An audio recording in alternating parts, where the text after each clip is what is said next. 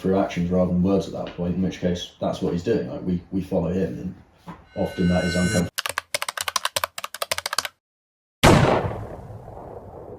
Guys, welcome back to week 2 of our podcast. Wow, I don't know why I'm talking like this. Whoa! Yeah! We made it a week, guys. We made it through a week. I think, yeah, that's pretty cool in itself. I think we should probably address this quite fast. Oh, actually, we said who we were in the beginning last week, but in case you forgot, Jacob. I thought you were going to say Sorry. I'm George. I'm Toby. Mr. Off-Camera Toby himself. Yeah. And we've now turned this, we've decided to turn this into a thing. You will now not see Toby. ever. This is actually where I live. Face reveal at 10k. Yeah, 10k on any platform and people face reveal.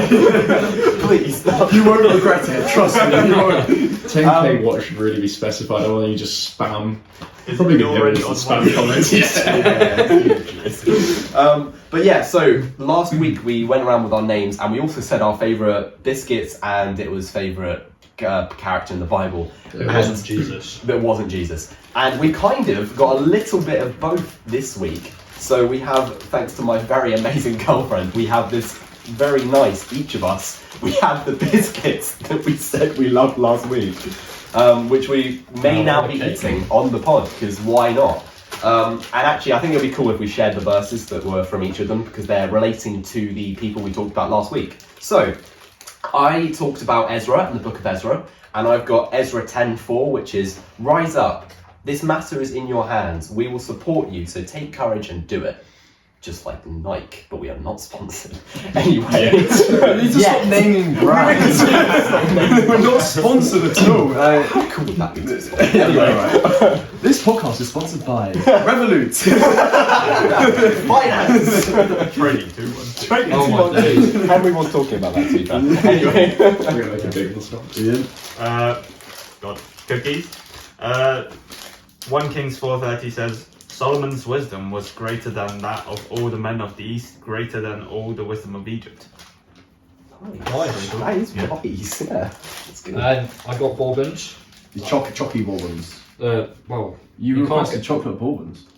Yeah, but you can see what you mean. Chocolate. you can only get chocolate bourbons. Yeah. You can just use with the custard creams. Yeah, But those are completely different, actually. Anyway, so I think they're brother and sister, in my opinion. Yeah, to be fair. Thank you very much. So yeah, I went for bourbons. My biblical character was David, just because he was such a good example of how to live as a faithful Christian, but also just because he was all human as well. Like, he had flaws like all the rest of us. My verse is from 1 Samuel chapter 17, verse 47, and it's David talking to Goliath, and he says, "All those gathered here will know that it is not by the sword or spear that the Lord saves, for the battle is the Lord's, and he will give all of you into our hands." So yeah. Lovely jobby. So, as requested last week, I got my Jaffa cakes. I checked this on Google, they are a cake. They are not biscuits. I mean, they're not a cake. They are pure biscuit, okay? It's just not wrong. It even says Right. peel here. I don't know what it says. If they're a biscuit, you should do a snap test. Yeah. Alright, I'll do this in a minute. Yeah. I'll do a Okay. snap test. I was obviously speaking about Job, about the all the suffering that he went through, and he was still faithful. And I've got Job 23, verses 10 to 11. But he knows the way that I take. When he has tested me, I will come forth as gold. My feet have closely followed his steps. I have kept to his way without turning aside.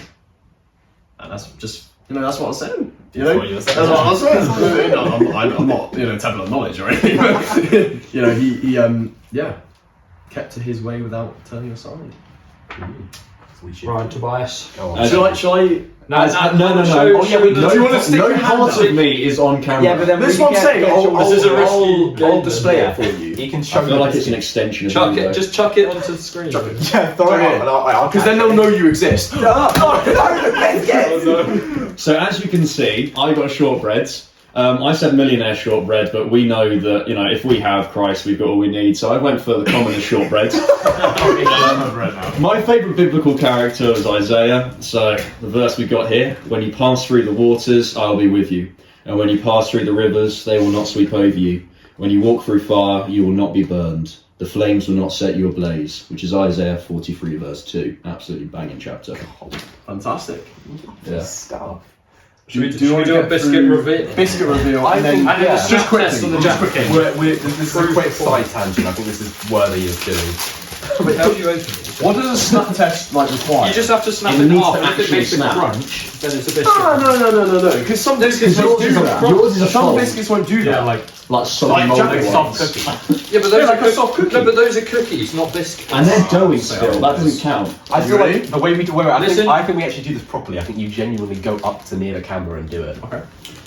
How I'm much about to prove my point. Yeah.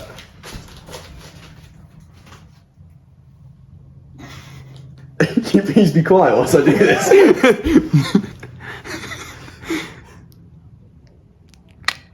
Mate, I thought, mate, what can I say? What can I say? Right. Yeah. Go. Compared to an actual biscuit, This which is a an actual bourbon, one. okay? This will make crunch.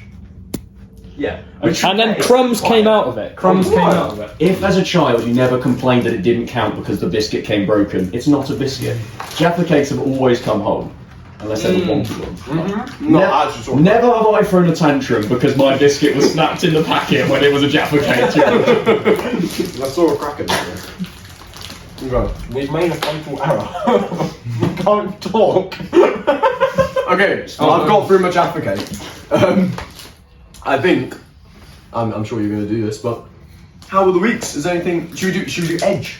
Oh, Everyday God Encounters. So, yeah, this is actually a great thing to do. So at our church, we have something called Everyday God Encounters, and it's about how God has been moving in your week, which is basically what we did last week. So, yeah.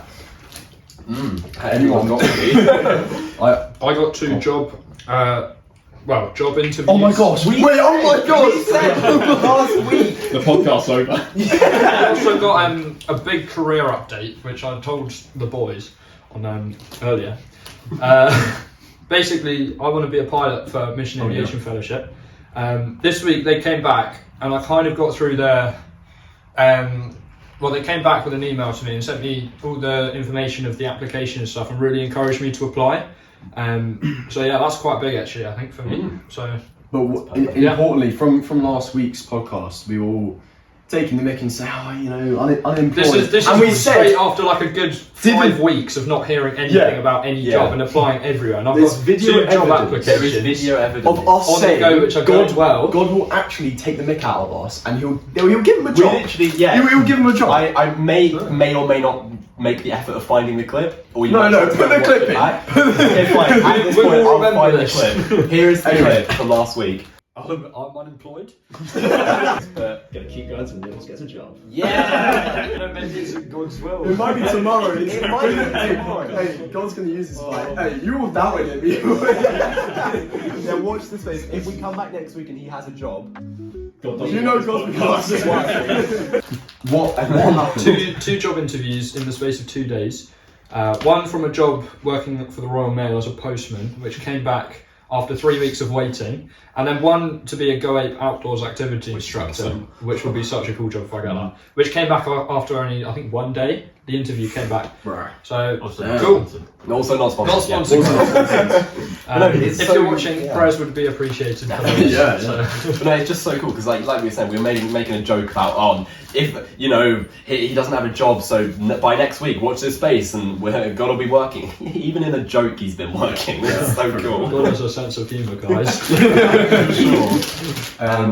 I've got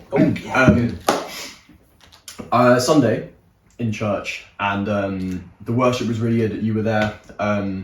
Obviously, the presence of God is always at church, but there were so many people going up to receiving prayer, and I thought that was really special in itself.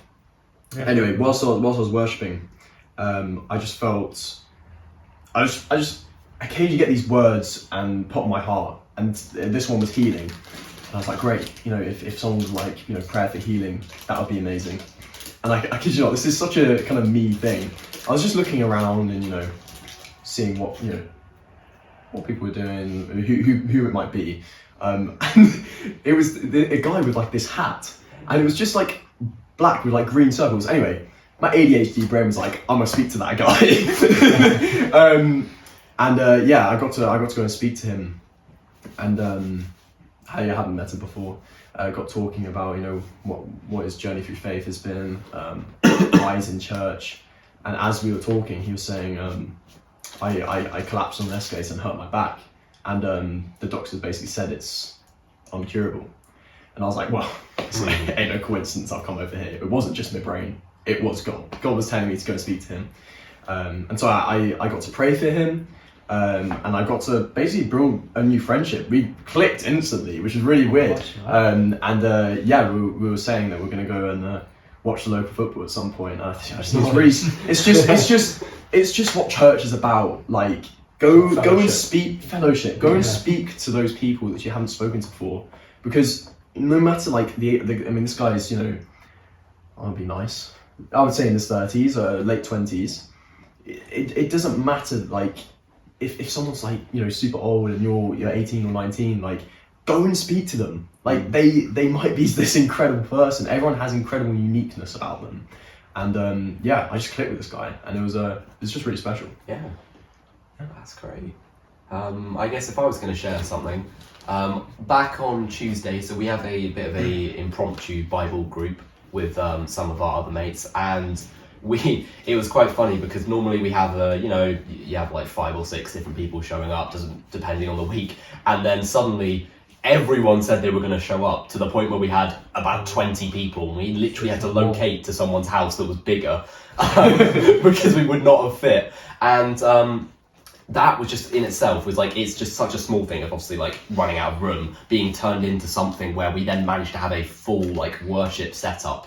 And get like my good mate Joe, he's like a musical whiz, and he'd like put all that together. Maybe, and it's like maybe a picture. Yeah, of course. There you go. Joe, guys. I want loads of bloopers. Yeah, but no, and then so we had some amazing musicians like my also good friend Lucy, and yeah, like everyone else on band, and it was also really cool because when I first saw it, I'll be honest, I was kind of like, is this not a bit much? Like, and also because I love doing, because I love doing music stuff too. I was kind of like, oh, I really wish I could have helped, but then I obviously experienced it. I was like, okay, that was pretty cool. And then as well afterwards, even just in my head, I was thinking, oh, I wonder if there's a way I could help, but I don't want to make this about me, because I just want to see if I can help. And then one of them put on the group chat later, by the way, if anyone else wants to help, we'd love to get everyone involved. And I was like, you know what? That's pretty cool, God, because I was feeling a bit, you know, sad about that, and you did it without me even doing anything. So, So many areas we've got to work in. It's incredible.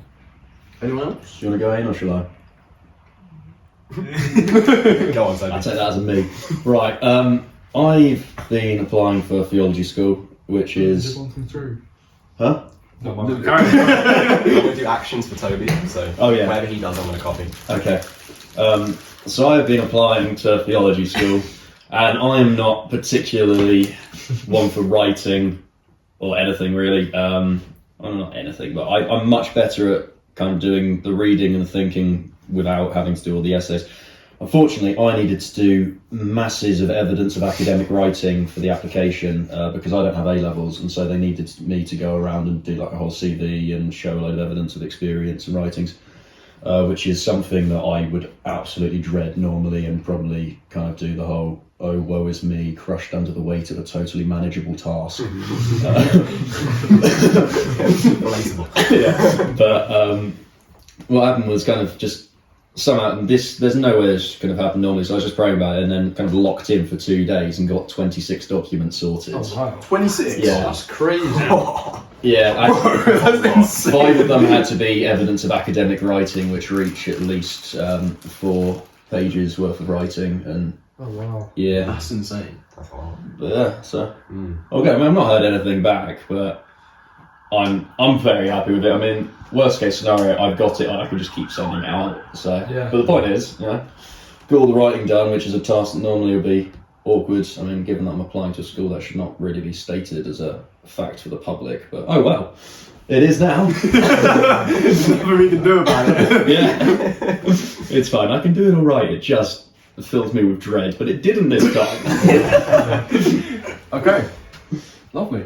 Yeah. That's good. Anyone else?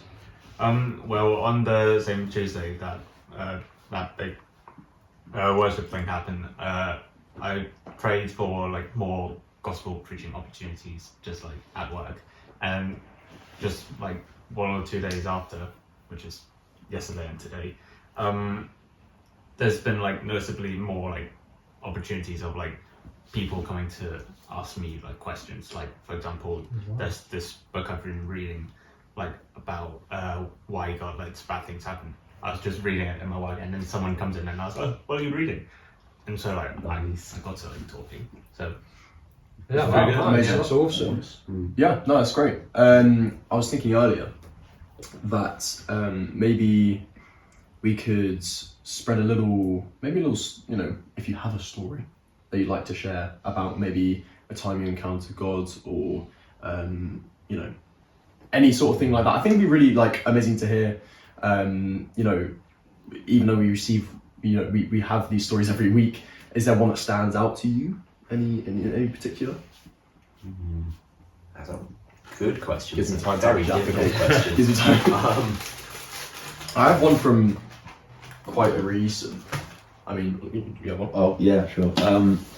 So I'm quite like having certainty and just an awareness of things. So when I would say I properly became a Christian, it was after like 2 weeks staying up till 4 a.m. each night, just researching all the apologetics, the textual criticism, everything along those lines. And so whilst I have a complete certainty, at the time, like a couple of years ago, it was not amazing with regard to faith. And what I ended up doing was kind of overly associating feelings with faith. And so I kind of would be like, well, I know God's real, but why do I never like seem to feel the same things that other people do? Other people kind of be like jumping about or raising their hands or etc. etc. I never really felt any desire to. I never felt what people would explain or describe. And obviously, I wasn't going to just reject the reality because I didn't have a feeling, but it kind of just felt kind of unsettling. And I kind of at that point, but I was like, well, you know what? Obviously, because I like the logic of it, I was like, well, God's not going to let you suffer without reason. There's got to be a point in this somewhere. And I kind of realised that, well, yeah, what I'd learned from that was, you know that bit in Psalms 46 verse 10 where it says, be still and know that I am God? Kind of like, it's one that everyone hears loads and has probably been told, but I kind of just got into it. I was like, you know what? It's actually really simple and there's still so much there. Like, be still and know. It's kind of, if you think about being still, it's complete cessation. You're not trying to figure stuff out. You're not fighting to hold on to something. You're just completely letting go of everything, remaining in a constant state. And then it's not be still as in stop fighting, stop striving, and feel. It's be still and know. You know, you can go back to all the previous experience that you've got, everything you're aware of God's done for you, all the assurance that you have in his reality and what he's done. And you're like, you can cling to that. So it's be still, stop worrying about things, stop letting everything else come into the situation that you're in. It's just you and God, nothing else. And then don't worry about feelings. Don't worry if you like really feel his presence or really not, because you know, feelings come and go all the time. That's not really a reliable thing. What you can do is you can know of his presence. And then, you know, it's just a kind of really good practice. So for people like who might be watching, who are really going through like a difficult time with, you know, some sort of stress or just maybe just the whole kind of presence thing about God, because there's loads of people like to call it seasons. You know, you can go through seasons of where you can really feel God. You know, he's really within you, and then you know the next day it might just all switch off. And you had that, you know, you had that frequent. So what would you say to those people who are in that season? Maybe unknowingly, maybe they just stepped into the faith. What would you say they could do? I mean, the main thing is just not to view it as a rejection or abandonment, and also not to equate feeling God with God being present.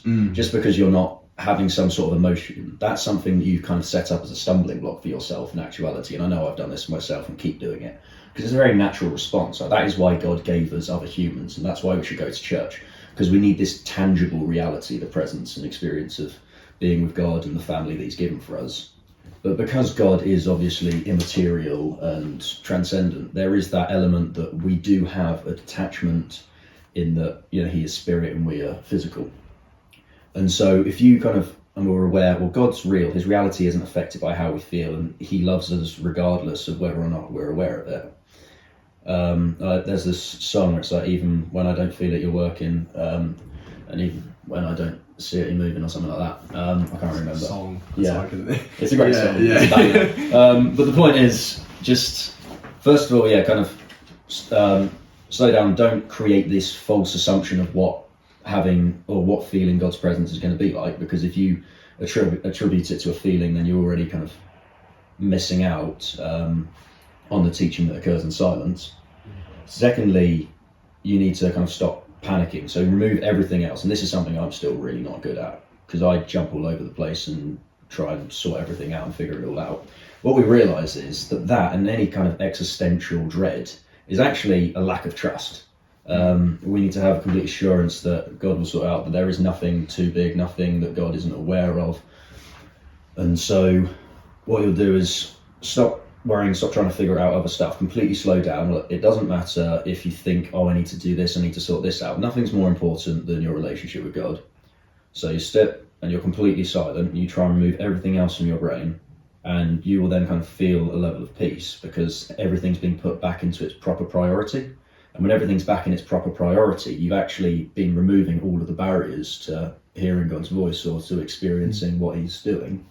Yeah. And it might be that he's showing himself through actions rather than words about it, in which case that's what he's doing. Like we follow him. Often that is uncomfortable.